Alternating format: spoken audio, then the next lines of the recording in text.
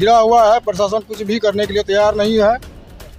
उच्च स्तरीय जांच हो, जो सही दोषी है उसको पकड़ा जाए। निर्दोष आदमी को हम नहीं देना चाहते हैं इसमें। कि खुर्दा में अगर कहीं मर्डर हो जाए और पप्पू यादव के पोखर में लाश मिल जाए, राहुल उसको अपना घर नहीं संभालता हो और पूरे बिहार प्रदेश की बात करता है, हम तो उनके संबंध में यही कहेंगे कि जिसका अपना घर सुरक्षित नहीं है तो बाहर क्या सुरक्षा। कहीं ना कहीं अपना नाकामी छुपाने के लिए दूसरे को नामजद करके फंसा देंगे। मगर और तो बहुत सारे मैंने खुद देखा कि परिजनों का मदद कर रहे थे, वो आवेदन खुद से थाना में दिए, वो फिर वो हत्या कैसे कर जी, वो अपना नाकामी छुपाने के लिए इस तरह की जो है वो हरकत दिखा रहे थे। जो इसमें ये जो हत्या हुई है इसमें मेरा नामजद न हो, मेरे नामजद से पर्सन की मामला में सिर्फ युवा को ही मार दिए जाते हैं और युवती को छोड़ दिया जाता है। आखिर ऐसा कब तक बिहार में चलेगा? यही पप्पू यादव का उचित न्याय है। नमस्कार, आप देख रहे हैं पब्लिक टाइम्स बिहार और मैं हूं आपके साथ शाहिद। अभी हम मौजूद हैं उसी जगह जो लगातार खबर में और सुर्खियों में फैलता आ रहा है। अब सवाल उठता है उस प्रशासन के ऊपर, उस अधिकारी के ऊपर, उस सिस्टम के ऊपर, वो सरकार के ऊपर। बीते दिन 14 तारीख की घटना जिसने पीड़ित परिवार ने आवेदन दिया और स्पष्ट ये कहा है कि हमारा बेटा, हमारा पुत्र लापता है। मगर 18 तारीख को 10:30 पर जब उनका शव बरामद हुआ तो लोगों में और परिजनों में सनसनी फैल गई। तो 24 घंटे के बाद प्रशासन और पुलिस के हत्थे मात्र 2 लोग हुए। अब सवाल उठता है कि कितने लोगों के पर आवेदन और कितने लोगों पर एफआईआर किया गया है। मगर फिर भी सवाल ये उठता है, जो ग्रामीणों का और जो परिजनों का कहना है कि बड़ा नेता, मतलब बड़े नेता के सर पर हाथ रखने के बाद इस तरह की घटना को अंजाम दिया जाता है, लगातार बार बार अंजाम दिया जाता है।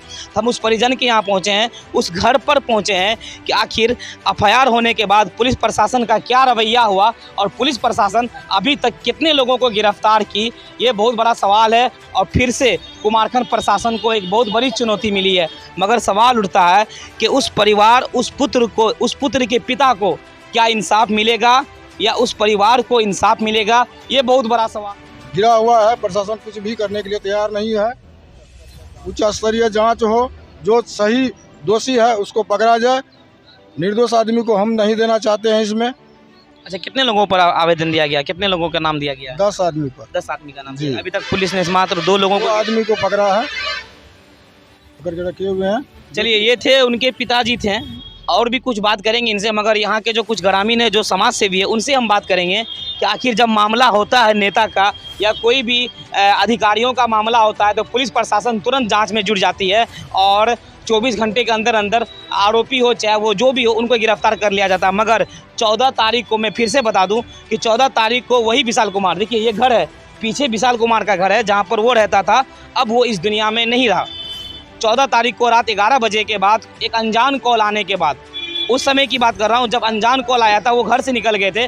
मगर रिश्तेदार हर जगह तलाशने के बाद कल उनका लाश मिला। और जिस तरह से थाना में आवेदन दिया गया, जो मुख्य लोग हैं, लोगों का, परिजनों का कहना है कि राहुल यादव जो जाप के नेता हैं, प्रखंड अध्यक्ष हैं, वो जो सुप्रीमो, जाप सुप्रीमो के पप्पू यादव के साथ रहते हैं। और वो पप्पू यादव जो अपने आप में लोगों का कहना है कि गरीबों का मसीहा है। अब सवाल उठता है कि माननीय जाप सुप्रीम पप्पू यादव को पूरे वर्ल्ड के लोग जानते हैं और उसी के प्रखंड में इस तरह का लगातार घटना होना और आरोपी खुलेआम घूमता है, इस विषय में आपको क्या लगता है, कहाँ तक क्या मतलब राजनीतिक है इसमें?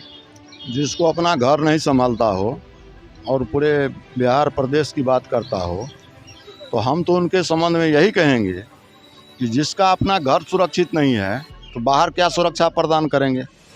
उसका सुरक्षा प्रदान तो बेबुनियाद है।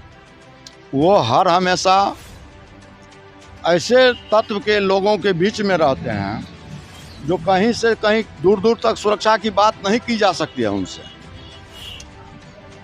जिस व्यक्ति के ऊपर यह आरोप आ रहा है मृतक के परिवार की ओर से, कहीं ना कहीं सच्चाई तो है इसमें। हम तो नहीं देखे लेकिन सच्चाई है। सच्चाई इसलिए माना जाएगा कि पप्पू यादव के घर के बगल लाश मिले तो इसको क्या कहेंगे कि खुर्दा में अगर कहीं मर्डर हो जाए और पप्पू यादव के पोखर में लाश मिल जाए। राहुल उसका वर्कर है, बहुत बड़े नेता है पप्पू यादव, सम्मानित है मेरे लिए। मैं उसको सम्मान करता हूँ, हृदय सम्मान करता हूँ और मैं उससे उम्मीद करता हूँ कि यदि वह निष्पक्ष नेता है तो इसमें दूध का दूध और पानी का पानी न्याय दिलाने के लिए हम लोगों को, हमारे समाज को, हमारे पंचायतवासी को वो मदद करे।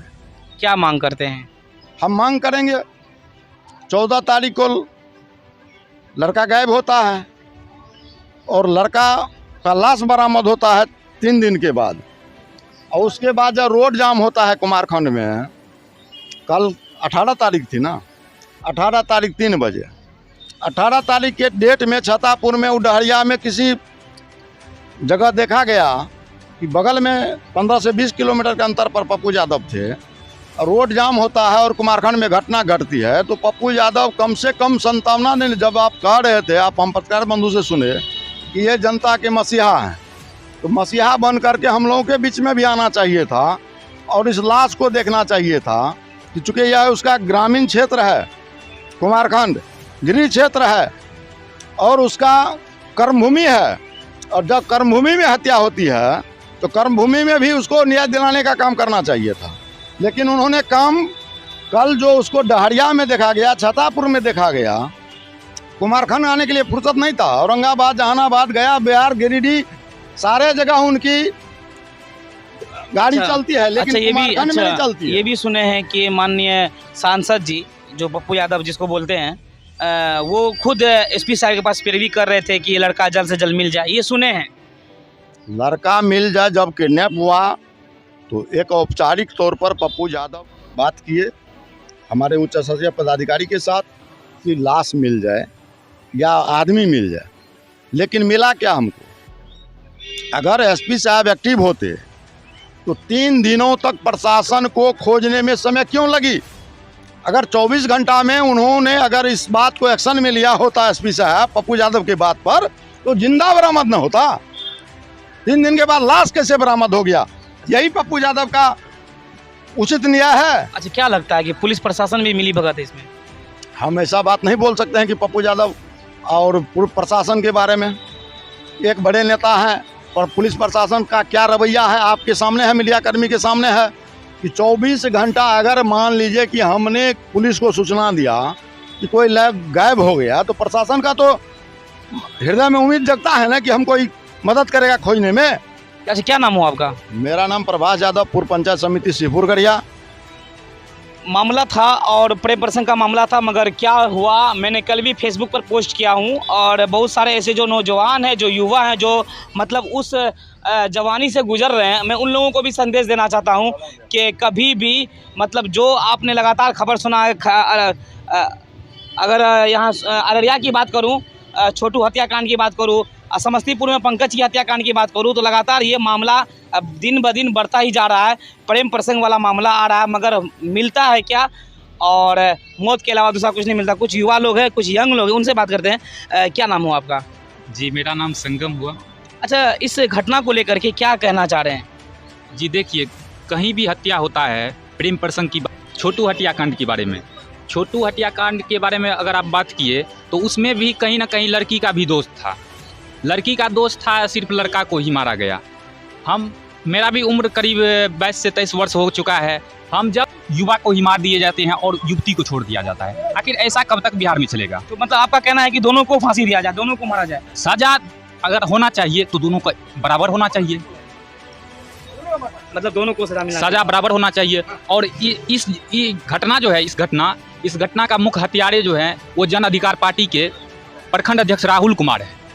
और प्रत्यक्षदर्शियों का कहना है कि लग रहा है अब जो मुख्य हत्यारे हैं वो इस जो है हत्या में कहीं ना कहीं अपना नाकामी छुपाने के लिए दूसरे को नामजद करके फंसा देंगे। मगर और तो बहुत सारे मैंने खुद देखा कि परिजनों का मदद कर रहे थे, वो आवेदन खुद से थाना में दिए, वो फिर वो हत्या कैसे कर? जी, वो अपना नाकामी छुपाने के लिए इस तरह की जो है वो हरकत दिखा रहे थे, जो इसमें ये जो हत्या हुई है इसमें मेरा नामजद न हो, मेरे नामजद से FIR न किया जाए, और इस तरह की लगातार वो 3 घटना कर चुके हैं इसी प्रखंड में। अच्छा, लगातार 3 घटना हो चुका है? 3 घटना हो चुका है। आखिर प्रेम प्रसंग के मामला में आखिर लड़के को ही क्यों मार दिया जाता है?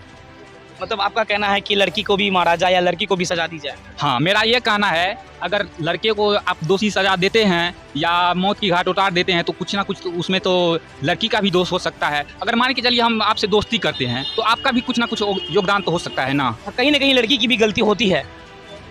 सवाल और समस्या बहुत बड़ा है, मगर प्रशासन की अगर बात करूं, जिस तरह से कुमारखंड प्रशासन ये दावा कर रही है और ये दावा करती थी कि 24 घंटे के अंदर में जितने भी आरोपी है सबको गिरफ्तार करेंगे, मगर हम इस खबर को लेकर के हमेशा अपडेट रहेंगे आप लोगों के पास। जिस तरह से मैंने अभी परिजनों से बात की, उनके पिता से बात किया, कुछ लोगों से बावड़गामा के 200 400-500 मीटर के पश्चिम, जहाँ पर जाप सुप्रीमो के जो प्रखंड अध्यक्ष हैं राहुल कुमार, लोगों ने बताया कि उनके घर से 100 मीटर पश्चिम लड़का का शव मिला, जो विशाल कुमार जो लापता हो गया था। तो आप देखते रहिए पब्लिक टाइम्स बिहार, और जब तक के लिए मुझे दीजिए इजाज़त।